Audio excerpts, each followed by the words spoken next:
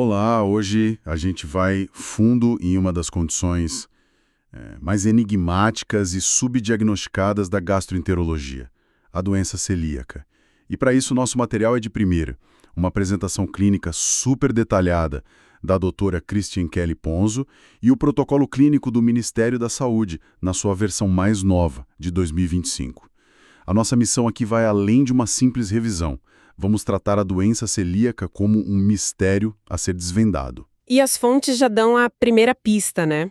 O conceito do iceberg celíaco. Exato. Que sugere que, para cada caso que a gente diagnostica, tem outros 2, 3 que ficam submersos, sem diagnóstico. Uhum. Então a grande pergunta que vai guiar a nossa conversa é: por que essa doença que é tão comum é tão difícil de encontrar? Vamos mergulhar nisso. Vamos lá. Certo. Para a gente começar a desvendar esse mistério, vamos ao básico. A definição técnica descreve a doença celíaca como uma enteropatia crônica, inflamatória, de base autoimune, que acontece em pessoas com uma genética específica. Os alelos HLA-DQ2 e HLA-DQ8. Isso. Quando elas ingerem glúten. Parece bem direto, mas Mas os números já começam a complicar a história. É aqui que o conceito do iceberg celíaco se torna a peça central. totalmente. Os dados que a gente tem, tanto da doutora Ponzo quanto do PCDT, estimam que só 30% dos celíacos estão na ponta visível do iceberg. Ou seja, os diagnosticados. Exatamente. A imensa maioria, 70%, está submersa. São pessoas com sintomas vagos, manifestações que ninguém conecta ao intestino ou até sem sintoma nenhum. É uma epidemia silenciosa. Exatamente. E essa ideia fica mais forte quando a gente olha os números. Prevalência mundial de 1 para cada 100 pessoas. Isso é muita gente. É muita gente. E uma proporção de 3 mulheres para cada homem. Mas o que me chama a atenção é a variação geográfica. As fontes citam a Finlândia com 2%, Suécia com 3%, Uhum. e aqui na América Latina os números caem para cerca de 0,5%. O que explica essa diferença tão grande? É só genética ou tem mais coisa aí? É uma combinação de fatores, um verdadeiro quebra-cabeça. A genética da população é a base, claro. A prevalência dos genes HLA varia. Certo. Mas não é só isso. A gente tem que considerar os fatores ambientais, o que chamamos de esposoma. Que seriam o quê, por exemplo? A exposição ao glúten na infância, o momento, a quantidade, infecções intestinais que podem alterar a permeabilidade da mucosa e um ponto crucial, a capacidade do sistema de saúde de cada país de pescar esses casos. Faz todo sentido. Países com mais conscientização, com mais acesso a testes, como os nórdicos, naturalmente vão achar mais casos. Eles estão iluminando a parte submersa do iceberg com mais eficiência. Entendi. Então, genética, ambiente e capacidade de diagnóstico. Isso nos leva para dentro do corpo. Como exatamente um pedaço de pão, algo tão comum, consegue iniciar uma guerra dentro do intestino de algumas pessoas? Para entender isso, a gente precisa pensar numa sequência de eventos, uma reação em cadeia. A tríade clássica é a genética, os alelos HLA, Certo? o gatilho, que é o glúten, e uma resposta imune desregulada. O problema no glúten não é a proteína inteira, mas frações específicas, as prolaminas. A gliadina do trigo é a mais famosa. Sim, mas tem também a ordeína na cevada e a secalina no centeio. E a aveia? Sempre há uma dúvida sobre ela. A aveia da aveia é menos tóxica. A maioria dos celíacos até tolera aveia pura. O grande problema da aveia, como as fontes apontam, é a altíssima frequência de contaminação cruzada. Sei. No campo, na indústria, ela é processada junto com o trigo, então acaba contaminada. Por isso, a recomendação é consumir só aveia certificada como sem glúten. Certo. Mas agora a gente chega num número que, para mim, é o centro de todo o mistério da doença celíaca. Sei qual é. As fontes mostram que até 40% da população geral, quase metade de nós, carrega os genes de risco, o HLA-DQ2 ou o DQ8. Mas só 1 a 3% dessas pessoas de fato fica doente. Isso é impressionante. O que explica essa diferença brutal entre ter a arma e realmente puxar o gatilho? Essa é a pergunta de $1 milhão. E a resposta está no ambiente e na permeabilidade intestinal. Na barreira do intestino. Isso. Pense nela como uma fronteira bem guardada. Em condições normais, a gliadina não deveria conseguir atravessá-la em grande quantidade. Certo. Mas em indivíduos predispostos, por vários fatores, essa fronteira é mais permeável.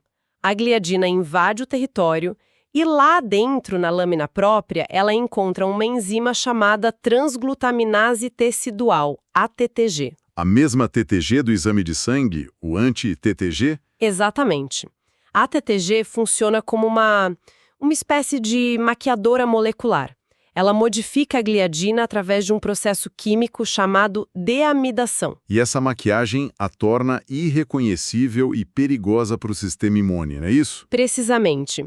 A gliadina, disfarçada de gliadina deamidada, se encaixa perfeitamente nos receptores das células apresentadoras de antígeno que carregam o HLA-DQ2 ou DQ8. Entendi. Essa célula, então, mostra a gliadina modificada para o general do sistema imune, o linfócito T. E ele não reconhece. Ele olha para aquilo e entra em pânico, reconhece como um grande inimigo. A partir daí, a guerra está declarada. Ele libera citocinas inflamatórias, que causam dano direto, e ativa os linfócitos B. Que começam a produzir os anticorpos em massa. Isso. O antigliadina, o anti-TTG, o anti-endomísio. No fim das contas, o campo de batalha é a mucosa do intestino. E todo esse ataque deixa uma marca clara: a atrofia das velocidades e a hiperplasia das criptas. Essa explicação da batalha interna já começa a nos dar pistas sobre por que a doença é um camaleão. Sem dúvida. Se a inflamação é tão sistêmica, faz sentido que os sintomas não apareçam só no intestino. A forma clássica, com diarreia, barriga inchada, perda de peso, as fontes são claras em dizer que hoje ela é a minoria dos casos. Corretíssimo. Hoje, o que mais vemos no consultório é a forma não clássica ou atípica, e essa é a principal razão para o subdiagnóstico. São aqueles pacientes que ficam rodando por várias especialistas. Anos. Por exemplo, a anemia por deficiência de ferro, que não melhora com reposição de ferro oral. A primeira suspeita deveria ser má absorção, e a celíaca é uma causa clássica. O mesmo para uma osteoporose em uma mulher de 40 anos, ou uma elevação persistente e inexplicada das enzimas do fígado, as transaminases. A lista de sintomas extraintestinais é enorme. Fadiga crônica, infertilidade, abortos de repetição, enxaqueca. Neuropatia periférica, até defeitos no esmalte dos dentes. Isso reforça a ideia de que o clínico precisa ser um detetive. Se um sintoma não tem uma explicação óbvia, a doença celíaca tem que estar na lista de suspeitos. Tem que estar. E há uma manifestação que é quase como a impressão digital da doença na pele, a dermatite herpetiforme. Ah, sim. As fontes citam que ocorre em 10 a 20% dos celíacos. São lesões que coçam muito, parecidas com herpes, classicamente nos cotovelos, joelhos e nádegas. E o mais interessante... O fascinante é que cerca de 80% desses pacientes com a lesão de pele têm a atrofia vilositária no intestino, mesmo que não tenham nenhum sintoma digestivo. É incrível. Imaginar um paciente que passou anos com dermatologistas usando pomadas e a solução estava o tempo todo no intestino. É o exemplo perfeito de como a DC é sistêmica. Diante de tantas fantasias que a doença pode usar, a pergunta prática é: em quem a gente deve ativamente procurar? Quais são os grupos de alto risco? O PCDT e a apresentação da doutora Ponzo são muito claros nisso. O primeiro grupo, obviamente, são os familiares de primeiro grau de um celíaco. O risco aumenta muito, né? Salta do 1% da população geral para 10 a 20%. O segundo grupo são pacientes com outras doenças autoimunes, especialmente diabetes tipo 1 e tireoidite de Hashimoto. Na base genética é compartilhada. Exato. E o terceiro são algumas síndromes genéticas, como a síndrome de Down e a de Turner, que têm uma associação bem estabelecida. Nesses grupos, a investigação tem que ser proativa. Ok, então já entendemos o tamanho do problema, o mecanismo e os disfarces. Agora vamos ao kit de detetive, a jornada diagnóstica. Certo. As fontes dividem em 3 pilares: sorologia, biópsia e a resposta à dieta. E um aviso crucial: toda investigação tem que ser feita com o paciente comendo glúten. Esse ponto não pode ser subestimado. Se o paciente já tira o glúten por conta própria, a inflamação e os anticorpos podem desaparecer. A gente vai ter um falso negativo. É como chegar na cena do crime depois que ela foi limpa. Exatamente. A investigação começa com os exames de sangue, a sorologia. O teste de escolha, o primeiro a ser pedido, é o anticorpo antitransglutaminase tecidual da classe IgA, o famoso anti-TTG-IgA. Que tem alta sensibilidade e especificidade. Sim, é um ótimo teste. Peraí, mas aqui tem um detalhe que parece uma armadilha diagnóstica. O PCDT enfatiza a necessidade de dosar a IgA total junto com o anti-TTG-IgA. Por quê? Porque a deficiência seletiva de IgA, que é a imunodeficiência primária mais comum, é de 10 a 15 vezes mais frequente em celíacos do que na população geral. Uau! Se o paciente tem essa deficiência de IgA, ele não consegue produzir o anticorpo anti-TTG-IgA. O resultado virá negativo, mas é um falso negativo perigoso. Pode-se descartar a doença erroneamente. Entendi.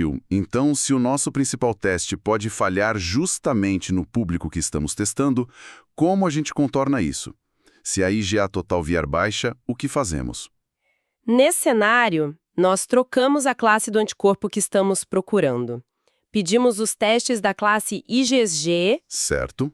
As diretrizes recomendam o antipeptídeos deaminados da gliadina IgG, o anti-DGP-IgG, que funciona muito bem nesses casos e também em crianças pequenas, com menos de 2 anos. Onde o anti-TTG-IgA pode não ser tão confiável. Exato. Com a sorologia positiva em mãos, vamos para o padrão ouro, a confirmação. Endoscopia digestiva alta com biópsias do duodeno. Uhum. As fontes especificam um protocolo, pelo menos 2 fragmentos do bulbo e 4 da segunda porção duodenal. Essa precisão é importante, pois a doença pode ser paxia, né? Afetar áreas de forma irregular. No epitélio. É uma inflamação leve, mas ainda inespecífica. Ok. MARCH2 já é mais suspeito, pois além dos linfócitos, já há uma hiperplasia das criptas. Mas o que bate o martelo diagnóstico é o achado de MARCH3. É quando a gente vê atrofia. É quando vemos a atrofia das vilosidades, a prova do crime, a imagem da destruição causada pela resposta imune.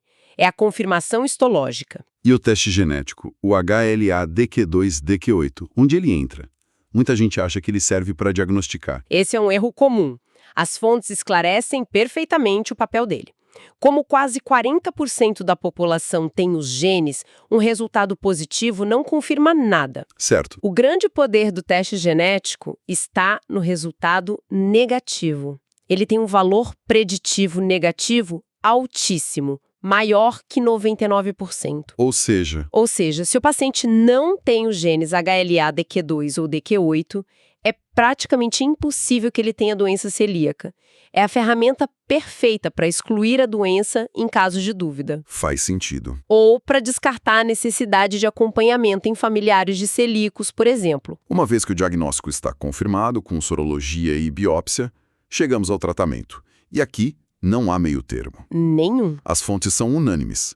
A única terapia é uma dieta isenta de glúten de forma estrita e para o resto da vida. E estrita é a palavra-chave. O limiar de glúten para reativar a inflamação é baixíssimo, em torno de 50 miligramas por dia. Para ter uma ideia, uma migalha de pão pode ter isso. Nossa. A definição legal para um produto ser sem glúten é ter menos de 20 partes por milhão. O desafio para o paciente é imenso. Vai muito além de não comer pão, macarrão e bolo. É a vigilância constante contra a contaminação cruzada. E o glúten oculto em molhos, temperos, medicamentos, até cosméticos. Fica claro que isso exige um acompanhamento multidisciplinar. Não é só prescrever a dieta. Precisa de um nutricionista experiente. Essencial. O PCDT detalha bem o acompanhamento. Na avaliação inicial, é preciso fazer um pente fino, checar se há deficiências nutricionais. Hemograma, ferro, ferritina, vitamina B12, cálcio, vitamina D. E também investigar comorbidades, como a saúde da tireoide e a densidade óssea com uma densitometria. E o acompanhamento é contínuo. Consultas a cada 3 a 6 meses no primeiro ano, depois anuais. E usamos a sorologia para monitorar a adesão. O anti-TTG-IgA de novo. Sim, O mesmo que usamos para o diagnóstico serve para o segmento. Com a dieta correta, os níveis desse anticorpo devem cair progressivamente, até negativar em 6 a 12 meses. E se não negativar? Se os títulos se mantêm altos, é um sinal de alerta de que o paciente está consciente ou inconscientemente consumindo glúten. E o porquê de toda essa vigilância, de todo esse trabalho, está nas complicações a longo prazo. Não tratar a doença celíaca não é uma opção. De forma alguma. A inflamação crônica e a mal absorção persistentes cobram um preço alto. O risco de osteoporose com fraturas aumenta em mais de 30%. É um risco alto? O risco de infertilidade em mulheres pode chegar a 12%. E a complicação mais temida, o aumento do risco de certos tipos de câncer. Certo. A inflamação crônica no intestino delgado pode levar ao desenvolvimento do linfoma de células T associada à enteropatia, um câncer agressivo, e também ao adenocarcinoma de intestino delgado. Então, a dieta é realmente uma questão de vida ou morte. A dieta sem glúten não é uma escolha de estilo de vida para o celíaco. É uma terapia que previne comorbidades graves e salva vidas. Recapitulando a nossa investigação, então, as pistas se conectam. O iceberg celíaco existe porque a doença é uma camaleoa sistêmica com inúmeras manifestações que enganam os clínicos. Exato. O diagnóstico é um trabalho de detetive que exige a combinação certa de ferramentas, sorologia e histologia aplicadas no momento certo, com o paciente consumindo glúten. Perfeito. E o tratamento é uma intervenção para a vida toda, que exige uma equipe e um paciente vigilantes para evitar as graves consequências. Exatamente. E isso nos deixa com uma reflexão final, um novo mistério que surge exatamente onde a nossa investigação termina. As fontes mencionam brevemente a existência de outros distúrbios relacionados ao glúten. Então a questão que fica é: depois de todo esse trabalho, quando excluímos a doença celíaca com sorologia e biópsia negativas, o que fazemos com o paciente que continua jurando que o trigo lhe faz mal? Boa pergunta. Como o clínico pode, na prática, diferenciar a sensibilidade ao glúten não celíaca de uma intolerância a outros componentes do trigo, como os frutanos, que são um FODMAP? É outro universo. Quais estratégias se tornam prioritárias quando a autoimunidade é descartada, mas os sintomas persistem? Fica a provocação para o próximo desafio clínico.